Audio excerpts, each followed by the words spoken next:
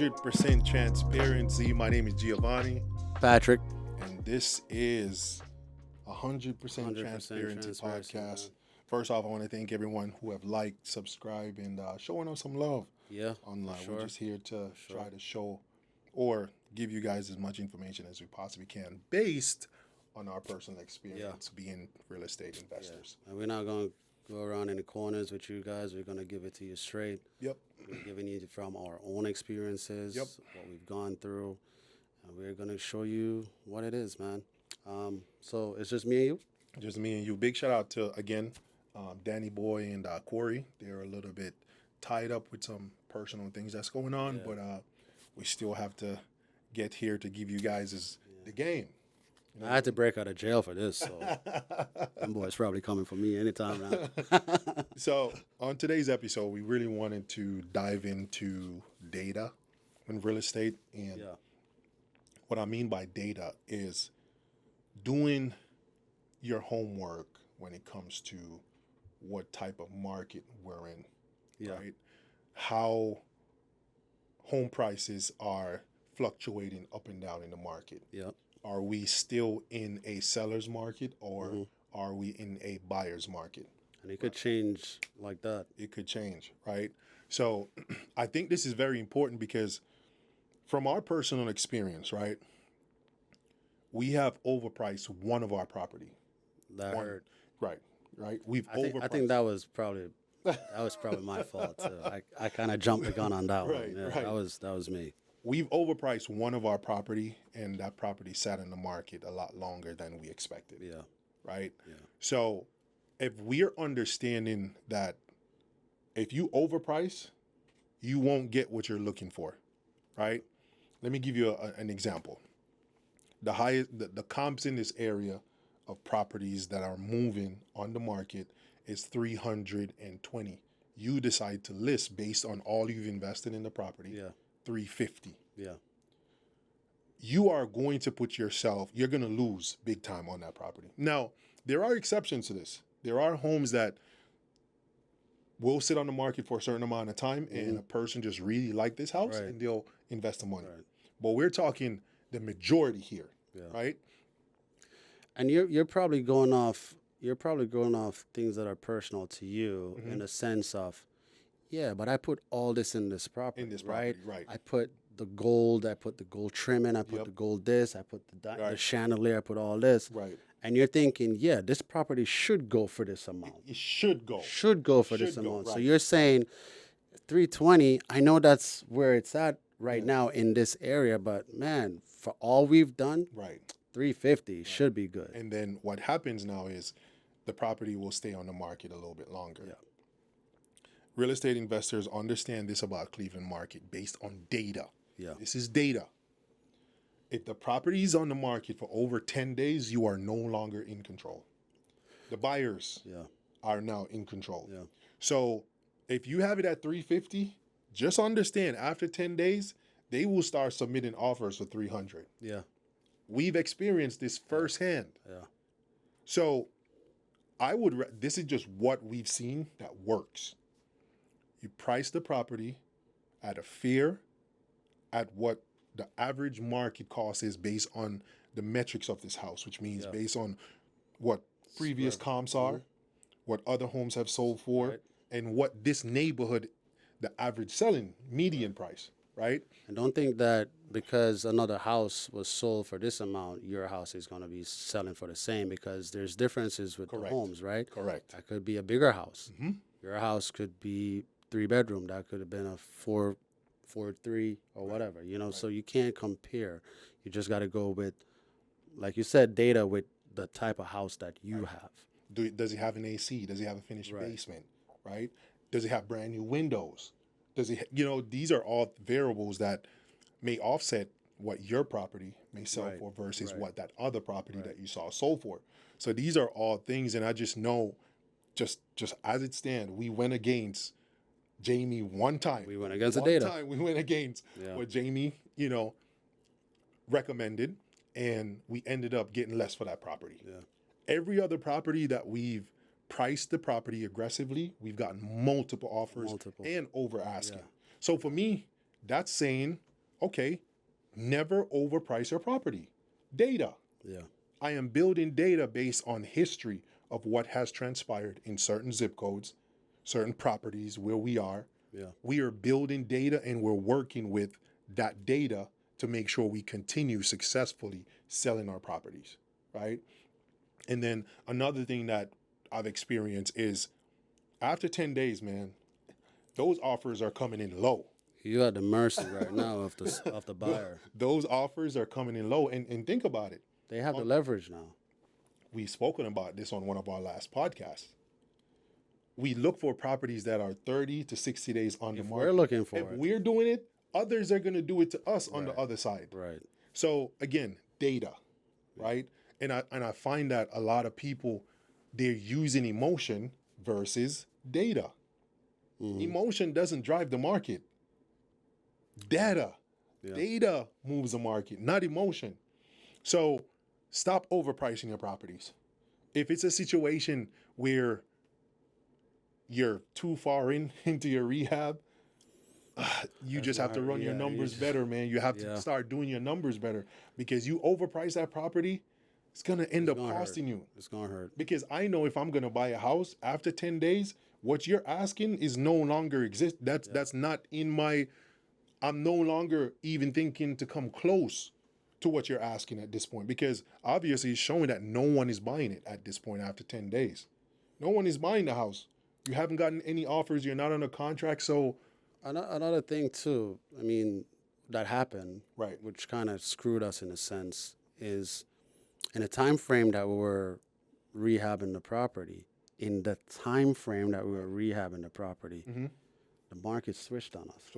We were in when we bought it. We were in a seller's market when we bought it. Yeah. And then it switched on us. Yep. To where it's now Big a buyer's market. Big and now we're like, what Big the time. fuck, man? Yeah.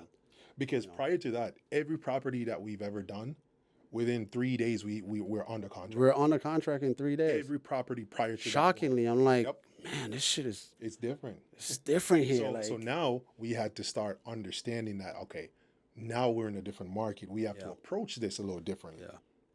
Some people, it seems like they're not really understanding and doing the homework that's necessary to understand some things just won't work. They just continue to do the same thing, expecting. Isn't that the definition of insanity? Yes, sir. So that's why every morning, if when I'm looking at deals like in the morning when the MLS updates at 7 a.m. in the morning, and for those who don't know, every single morning the MLS updates with new properties at 7 a.m., right? All I see is price cut, price cut, price cut, price cut, price cut, price cut. That's why me personally, I don't care what anyone says. I'm lowballing on every offer that I submit because that purchase price is crucial. Yeah. Because if home prices is dropping every single day, what is that telling me? I have to be careful with my purchase price. Very, very careful. Yeah. I mean, the rehab, we could not go so fancy, use subway tiles, the Hampton Bay cabinets to keep the rehab. The cost down. Right. And your profit up. Correct. But, so in situations like that, we just have to just keep understanding the data that the market is giving to us. The market is giving it to us right in front of our eyes. So we have to make sure we understand the fundamentals of what's happening in today's market, and we're not just buying a property just to say, "Oh, I'm buying a property." Use your resources, man. You got your realtor, right? Even your contractor. Agreed. Can be like, "Hey, man, I don't think we should do this because of what I've seen before." Right. Because these contractors, obviously, they have a whole ton of experience with these properties in Cleveland, right? So you got to use the people around you when you talk about the resources, and figure the thing out, man. You know. Fully agree with you there, man. Fully agree, because it's a difficult situation when you're coming into buying a property and expecting, oh, you're gonna make this amount of money on this property, then shit just go haywire on you. You know what I mean? Especially when the market flip while you're doing your rehab. It hit us hard. It did. It sure did. But that spread was good, though. It was a big spread. We didn't lose. Yeah, it was a big spread. You know what I mean? We were looking at what, maybe 100? Yeah, you were supposed to be. It's supposed to be 100. It's supposed to be about 100, but it happens. It happens, and then it took a little bit longer than expected because of these variables as well. Right. Data is around holiday season. People don't buy as much homes as in the summer, springtime. Right. It slows down. So right now is not even a time to start acquiring 4 or 5 properties right this minute. No. Right now is when you want to slow it down a little bit. Let's slow it down. Let's finish out what we're finishing up, get it on the market, try to close it out before the end of the year, right? Because as we all know, Cleveland gets cold. And it's snowing there right now. It's snowing right now. That's what I'm saying. It's snowing right now. So that's going to hold up even your contractors and their people working on your property. Working on the project, yep. You know what I mean? And very important as well, you're not able to see the property for what it is when it's snowing. Right. Yep. You don't know what the roof looked like. Yep. You don't know what the ground looked like. There's a lot of variables when you're talking about the weather, too, when buying a property. You know, we've had that before. Yep. And like, when everything thawed out, we're like, wow. What the fuck? Look at all of these. Look at this shit, man. Side up you got foundational cracks and all that stuff. So it's scary. It's very, very scary. So like right now, it's like the projects that we have, we're just trying to close it out right now. We're not looking, we're not rushing to acquire anything right now because we have Thanksgiving, we have Christmas, then New Year's. Yeah. You know what I mean? So all of these holidays, no one wants to move right now, man. No, not even look to buy because now they're thinking of, buying gifts and family and all of this stuff. Right. It's best to wait till next year, when people get their tax returns, they can come up with like a 3% on FHA and stuff like that, so. Yeah, and again, we've gone through different seasons, and this is why we could boldly and confidently say, hey, this is what we've experienced. Yeah. And this is all the data we've collected. All the data we've collected that makes sense. Yeah. Around this time of year, we slow it down. Yeah. This time of year, we're not acquiring 4 properties this quarter to jump into the new year. Like that does just based on the data, it slows down around this time, and we have to make sure that we're making a conscious effort to pay attention to what the market is telling us. Like example, Shaker Heights and Cleveland Heights right now, taxes have doubled. In those areas. Yeah. So what that means is a lot of people are not going to buy they're not buying in that area right now. No. So you might get a sweet deal, but just understand property taxes have doubled. Yeah. A lot of people are not going to buy as they were doing before. Yeah. A year ago, 2 years ago. And even though that's the place that those are the places that people want to be in, I'm doubling of the taxes. Yeah, at one point, we had the one in Shaker Heights. That wasn't the greenhouse. The greenhouse. Yep. And I'm like, hey, man, I think we probably need to put in that contract, hey, we'll pay your first year taxes. Yeah. But then when you think about it now, that in doubling, that makes a difference. Yeah. It really does make a difference. So I think that, you as a real estate investor, man, like you have to make sure you understand these fundamentals.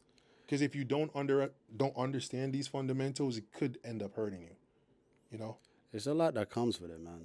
There's a lot that comes with it. The fortunate thing for us is that we have 4 people. Right. If you're doing this thing by yourself, it's a lot to it becomes challenging. It becomes challenging. It can be challenging. There's overload of information. There's a whole bunch of things, you know what I'm saying? But we're here for you. You know what I mean? So all you have to do is reach out to us. And as always, I always say, man, like we're just going to keep the information coming because, again, it's 100% transparency. No fluff, no BS. Yeah. Just going to tell you like how it is. Yeah. So, with that being said, I do appreciate you, my boy. Yeah, man, for sure, hanging out, giving out some information as always. That's all that things, man. Appreciate you, I do want to thank you guys for the continuous support. For my 5 followers that consistently keep sharing our stuff. You know what I mean? I thank you guys so much. Yeah, man. Just hit that thumbs up. Just hit that thumbs up. Hit the like button. Keep subscribing, sharing our content. Just let us know where we could improve or what topics you like for us to speak about. Yeah. And we'll see you guys on another side. For sure. Or on the other side. On the next episode. Next episode, man. It's Patrick, 100% transparency. Gio, peace out, guys. Deuce.